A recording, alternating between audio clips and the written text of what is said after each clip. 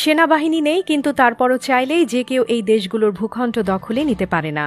সেনাবাহিনী ছাড়াই এই দেশগুলো নিজেদের সার্বভৌমত্ব রক্ষা করছে। সেনাবাহিনী ছাড়া কিভাবে এই দেশগুলো নিজেদের সার্বভৌমত্ব রক্ষা করছে? কেনই বা কেউ তাদের উপর আক্রমণ করে না? কোন কোন দেশ রয়েছে তালিকায়? সেনাবাহিনী ছাড়া পরিচালিত দেশের তালিকায় রয়েছে ইউরোপের প্রাণকেন্দ্রে অবস্থিত লিখটেনস্টাইনের নাম। এই দেশটির কোনো সেনাবাহিনী নেই।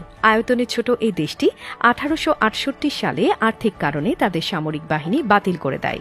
তখন এমন আইন করা হয়েছিল যে যুদ্ধ পরিস্থিতি তৈরি হলে আবারও সেনাবাহিনী গঠন করা হবে।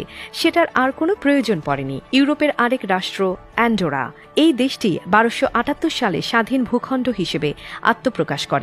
অ্যান্ডোরায় নিজস্ব সেনাবাহিনী না থাকলেও নিরাপত্তা বজায় রাখতে পুলিশ বাহিনী সার্বিক দায়িত্ব পালন করে। এজন্য পুলিশ বাহিনীকে অত্যন্ত দক্ষতার সঙ্গে গড়ে তোলা হয়েছে।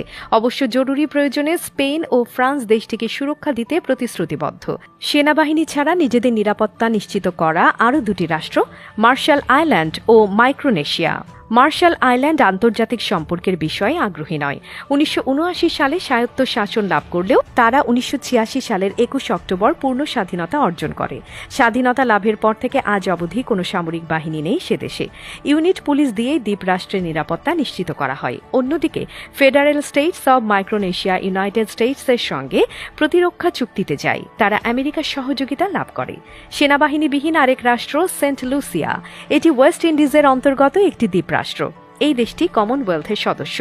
এই দেশটির সেনাবাহিনী না থাকলেও দেশের নিরাপত্তার জন্য একটি বিশেষ ইউনিট এবং একটি নৌবাহিনী সহ নিজস্ব পুলিশ বাহিনী রয়েছে। সেনাবাহিনী ছাড়া দেশের তালিকায় রয়েছে শান্তিপ্রিয় আইসল্যান্ডের নাম।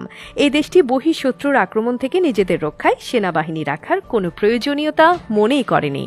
সামরিক খাতে আইসল্যান্ডের খরচ নেই বললেই চলে। মোট ব্যয়ের মাত্র 0.13%।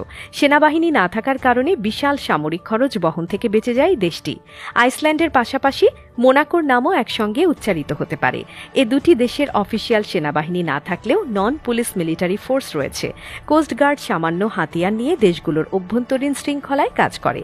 অবশ্য এই দুটি দেশ দীর্ঘস্থায়ী চুক্তিতে রয়েছে। চুক্তি অনুযায়ী তারা দেশে সেনাবাহিনী গড়ে তোলেনি।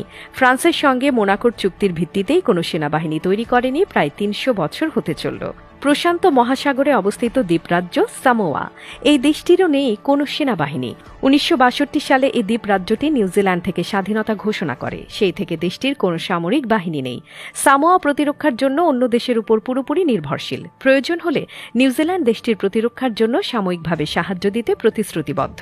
বিশ্বের ক্ষুদ্রতম দেশ ভ্যাটিকান সিটি, যার আয়তন মাত্র 0.4 বর্গ কিলোমিটার, জনসংখ্যা 840 জন।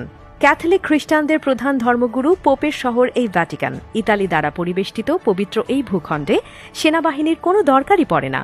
প্রশান্ত মহাসাগরে অবস্থিত আরেক ছোট রাষ্ট্র নাউরু, এই দ্বীপরাষ্ট্রের নিরাপত্তার দায়িত্ব নিয়ে রেখেছে অস্ট্রেলিয়া। তাই 21.10 বর্গ কিলোমিটার এবং 10,000 অধিবাসীর এই দেশটিতেও আজও সেনাবাহিনী নেই।